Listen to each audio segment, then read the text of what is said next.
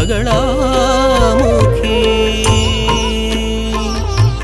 मंगलरूपिणी बगलामुखी मंगलकारिणी बगलामुखी मंगलदायिनी बगलामुखी मंगलम मंगलम बगलामुखी। जय जगन्माता देवी बगलामुखी।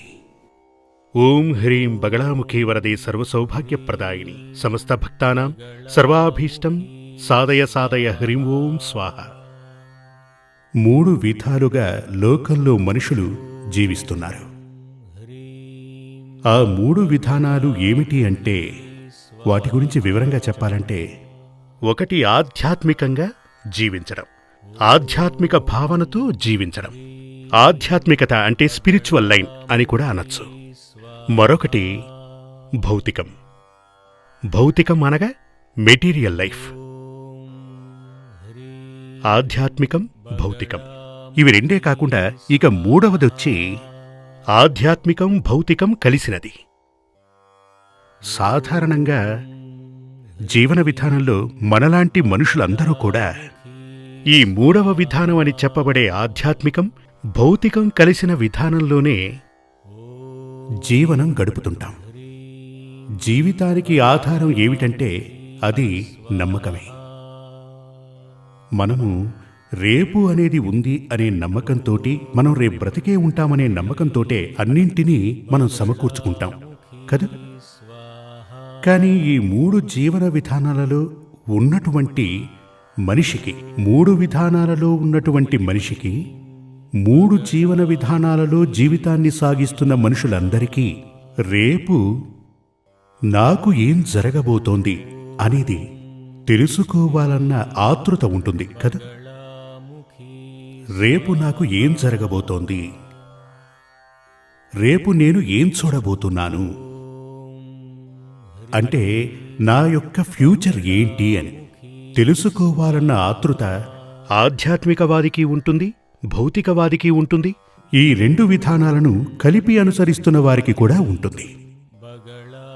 వీరందరికీ కూడా అంటే ఈ భూమి మీద పుట్టిన ప్రతి మనిషికి కూడా, మనుషులకు మాత్రమే కాదు, ఒక వ్యక్తికి, ఓ కుటుంబానికి, ఒక ఊరికి, ఒక దేశం, ఒక రాజ్యం, ఒక కంట్రీ, వీరందరికీ రేపు ఏం జరగబోతోందో తెలుసుకోవాలి అంటే ఒకే ఒక మార్గం ఇవాళ లోకంలో ఉంది. అదే జ్యోతిష్యం. జ్యోతిష్యం అనేదే లేకపోయినట్లయితే ఆధ్యాత్మికం ఖచ్చితంగా సంపూర్ణమైనట్లు అనిపించుకోదు. జ్యోతిష్యాన్నే మార్చివేసి, జ్యోతిష్యాన్ని టచ్ చేయకుండా ఉన్నటువంటి ఆధ్యాత్మిక ఆచార్యుల వల్లనే ప్రమాదాలు జరుగుతున్నాయి, మహారోగాలు ఎదురవుతున్నాయి, మహా విపత్తులు వస్తున్నాయి. కొందరైతే ధన నష్టం, ప్రాణ నష్టం, జైలు పాలు కూడా అవుతున్నారు. ఏమిటి దీనికి కారణం? దీనికి కారణం ఆధ్యాత్మికంలో జనించినటువంటి వీరు, పుట్టినటువంటి వీరు జ్యోతిష్యం అంటే భవిష్యత్తులో ఏం జరుగుతుంది, ఏం జరగబోతోంది చెప్పగలిగిన ఏకైక దైవీక శాస్త్రాన్ని అలాగే మడిచి పక్కన పెట్టేస్తున్నారు. అందుచేతనే రేపు నాకేం జరుగుతుందో నాకే తెలియనప్పుడు నేను మీకేం చెప్పగలను చెప్పండి కదా. ముందుగా రేపు నాకేం జరగబోతోంది అనేది తెలుసుకునే అర్హత నాకు లేనప్పుడు నేను మీకెలా అడ్వైస్ చేయగలను చెప్పండి. మనం ఒక జ్యోతిష్యుణ్ణి ఎందుకు కలుస్తాం? మన కష్ట నష్టాలు తెలుసుకోవడానికి కదా, మనశ్శాంతిని పొందటానికి. శాంతిని కోరే కదా వెళతాం. శాంతి ఎప్పుడు లభిస్తుంది? సమస్యలే లేనప్పుడు శాంతి లభిస్తుంది కదా. జీవితంలో అనేక సమస్యలున్నాయి, ఇంట్లో కూడా అనేక సమస్యలున్నాయి. ఇన్ని సమస్యలు ఉన్నప్పుడు ఓ జ్యోతిష్యుణ్ణి కలిసి నమస్కారం చేస్తే శాంతి లభిస్తుందా? లభించదు. క్షేత్ర దర్శనానికి వెళితే శాంతి లభిస్తుందా? గంగా స్నానాలు చేస్తే శాంతి లభిస్తుందా? లభించదు. శాంతి ఎప్పుడు లభిస్తుంది? సమస్యల నుండి మనం బయటపడినప్పుడు, మనకు ఎలాంటి సమస్యలు లేనప్పుడే మన మనసు ప్రశాంతంగా ఉంటుంది. అప్పుడు ఒక జ్యోతిష్యుణ్ణి కలిసినప్పుడు ఆ జ్యోతిష్యుడు నీకున్నటువంటి సమస్యలేమిటి, ఆ సమస్యలు వేటి వల్ల వచ్చాయి, ఆ సమస్యల నుండి నువ్వు బయటపడాలంటే ఉన్న దారేమిటి, ఇవన్నీ వివరంగాను తెలివిగాను నిజాయితీగాను మీకు వివరంగా చెప్పగలిగే అర్హత కలవాడై ఉండాలి.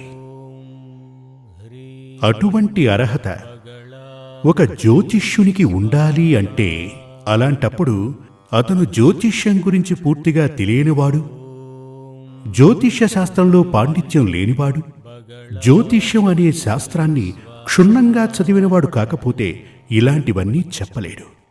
ఈ కాలంలో, పురాతన కాలంలోనైతే సిద్ధులంటూ ఉండేవారు.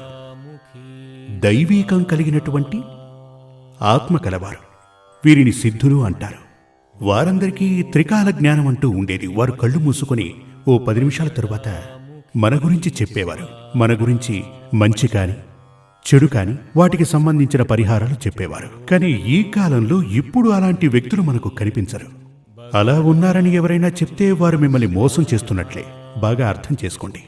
అంటే ఇలా ఉన్నటువంటి ఆచార్యవర్యులు, అంటే మన కోసం వచ్చినటువంటి భక్తజనానికి మంచి జరగాలి అని, వారిని మంచి మార్గంలో నడిపించాలి అని ఆలోచించే ఆచార్యవర్యులు జ్యోతిష్శాస్త్రాన్ని పక్కన పెట్టిన వారై మాత్రం ఉండరు. ఎందుకంటే జ్యోతిష్య శాస్త్రం అది ఒక్కటి మాత్రమే భవిష్యత్తు గురించి చెప్పగలిగిన ఏకైక శాస్త్రం. అందుచేత ముందుగా జ్యోతిష్య శాస్త్రం అంటే ఏమిటి అని తెలిసిన ఆచార్యవర్యులను మాత్రమే మీరు దర్శించుకుని మీ కష్ట నష్టాలను తెలియజేయండి. మీరు చెప్పక్కర్లేదు, వాళ్లే చెప్పేస్తారు. కాకపోతే అందుకుగాను మీ యొక్క జాతకం అవసరం. జీవితానికి ఆధారం నమ్మకమే, సందేహం లేదు. ఆ నమ్మకం అంటే మన మనసులో ఉన్నటువంటి ఆ నమ్మకం సరి అయిన నమ్మకమా లేక మూఢనమ్మకమా అనేది మనం తెలుసుకుని తీరాలి. పలువురు కొన్ని విషయాలను నమ్మి, అంటే ఏమిటంటే, ఇప్పుడు బిజినెస్ చేయబోతున్నాం, సరే ఈ వ్యాపారం చేస్తే మనకు మంచిదవుతుందనే నమ్మకం వారికి ఉండాలి.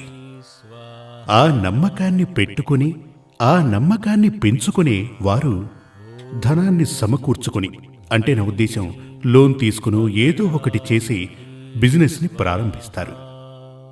ఆరంభించిన తరువాత కొంతకాలం గడిచేసరికి ఆ వ్యాపారం నష్టపోయి చేతిలో ఉన్న డబ్బంతా పోయి రుణగ్రస్తులవుతారు. ఇది వారి నమ్మకమే కదా. ఇప్పుడు ఇక్కడ తన జీవితంలో అధిక స్థానంలో ఉన్నటువంటి ఆ నమ్మకం అతనికి ద్రోహం తలపెడుతుంది. కొందరైతే ఈ నమ్మకంతోటే తమ జీవితంలో చాలా విషయాలలో గొప్పగా ఎదిగిన వారు కూడా మనకు కనబడుతుంటారు. ఇప్పుడు హైవేలో వెళుతున్నప్పుడు మీరు గనక చూస్తే, హైవేలో వెళుతున్నప్పుడు చాలా హోటల్స్ ఉంటాయి. ఒక హోటల్ ప్రారంభిస్తే దాని ముందు చాలా బండ్లు నిలబడి ఉంటాయి.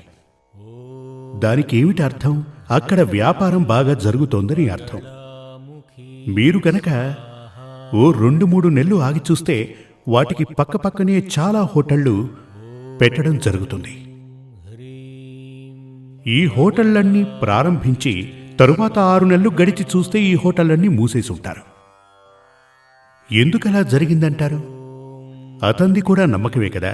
అతను కూడా అలాగే చేయటం జరిగింది. ఆ నమ్మకంతోటి అతను బాగా సంపాదించాడు. పేరు డబ్బు బాగా సంపాదించాడు కదా అని ఆలోచించిన తరువాతే వెంటనే పక్కనే మరొకరు ప్రారంభిస్తారు. కానీ అతనికి కష్ట నష్టాలు ఎదురవుతాయి. అంటే అతనిలోని నమ్మకమే అతని నాశనానికి కారణమైంది కదా. ఇక్కడ నేను చెప్పదలుచుకున్నది ఏమిటంటే, నమ్మకమనేది మంచి విషయమే. ఆ నమ్మకమే జీవనాధారం. కాని ఆ నమ్మకం మనకు మంచి చేస్తుందా, చెడు చేస్తుందా అనేది మనం తెలుసుకొని ఉండాలి. అది తెలుసుకోవాలి అంటే దానికున్నది ఒకే ఒక మార్గం, జ్యోతిష్యం. మరో మార్గం లేనేలేదు. పక్కనే ఒక హోటల్ని ప్రారంభించడానికి ముందే తన గురించి తాను తెలుసుకోవటానికి తన జాతకాన్ని తీసుకుని ఓ జ్యోతిష్యుని దగ్గరకు వెళ్ళి, నేను ఇలా చేయబోతున్నాను, నాకు మంచి జరుగుతుందా అని గనక అడిగి ఉంటే, మంచే గనక జరుగుతుందంటే ఆ ఆచార్యుడు శాస్త్రాలు చదివినవాడే అయితే గనక సరే మీరు ప్రారంభించండి, మీకు మంచే జరుగుతుందని చెప్తాడు. లేదు అంటే వద్దు, అతను బాగున్నాడు అంటే అది అతని టైం, అతన్ని చూసి మీరు చేయకండి అలా అని అడ్వైజ్ ఇస్తాడు కదా. అటువంటి అడ్వైజ్ ఇవ్వాలి అంటే గనక అతనికి జ్యోతిష్యం అనే శాస్త్రం తెలిసి ఉండాలి. లేదు అంటే కుదరదు. ఇప్పుడు జ్యోతిష్యం అనేది మెటీరియల్ లైఫ్లో మనకు చాలా అవసరమైనది. అదేవిధంగా ఆధ్యాత్మికం తీసుకోండి. ఆధ్యాత్మికంలో మనం ఒక కోవెల కట్టబోతున్నాం. చాలామంది వచ్చి చెప్తూ ఉంటారు, స్వామి నేను చాలా కోవెళ్లు కట్టానని, కానీ నాకు జీవితం మొత్తం కష్టాలే ఉన్నాయంటారు. దేవుణ్ణి ప్రతిష్ఠించినవారు, ఆ దేవునికి ఆలయాన్ని నిర్మించినవారు, దేవునికి ఉండటానికి స్థలాన్నిచ్చి గుడిని కట్టిన వారు ఎందుకు అలాంటి కష్టాలు అనుభవిస్తున్నారు అంటే అక్కడ కూడా జ్యోతిష్శాస్త్ర అవసరం ఉంది. ఇప్పుడు దేవుణ్ణి ప్రతిష్ఠించి పూజలు చేస్తే ఆ దేవుడు ఆ కర్మల్ని ఇష్టపడుతున్నాడా లేదా అని కూడా తెలుసుకోవాలి. దీనికి దైవ ప్రశ్నను వేసి చూడాలి. నాకు అలా ఆలయాన్ని కట్టి దైవ ప్రతిష్ఠ చేసే యోగముందా లేదా కూడా చూసుకోవాలి. అదేవిధంగా మంత్రోపదేశాలు. కొందరు ఆచార్యులు ఎవరైనా వస్తే వారికో మంత్రోపదేశం చేస్తుంటారు. ఇదే వ్యక్తి మరో ఆచార్యుని దగ్గరికి వెళితే ఆయన కూడా ఓ మంత్రోపదేశం చేస్తారు.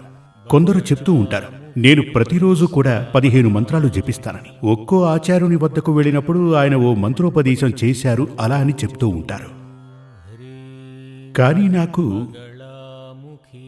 ఎందులోనూ సక్సెస్ లేదు, కాబట్టి మీరు కూడా ఒక మంత్రోపదేశాన్ని ఉపదేశించండి అని అడుగుతారు. ఒక విషయం జాగ్రత్తగా గుర్తుంచుకోండి, మంత్రశాస్త్రాన్ని చదివిన ఏ వ్యక్తి కూడా ఎవరైనా వచ్చి అడిగితే వెంటనే మంత్రోపదేశం చెయ్యరు. బాగా అర్థం చేసుకోండి. మీరు ఓ ఆచార్యుని కలవటానికి వెళితే వారు వెంటనే మీకు మంత్రోపదేశం చేశారు అంటే వారికి మంత్రశాస్త్రం తెలియదు అని అర్థం. అందుచేత మంత్రాలను జపిస్తున్నప్పుడు, క్షేత్రం కట్టి ఆరాధిస్తున్నప్పుడు, అంతెందుకు నిత్య పూజలు చేస్తున్నప్పుడు కూడా మనం ఏ దేవుణ్ణి పూజించాలి, ఏ మంత్రాలు జపించాలి, ఇటువంటివన్నీ తెలియాలి అంటే ఒకే ఒక మార్గం ఉంది, జ్యోతిష్య శాస్త్రం.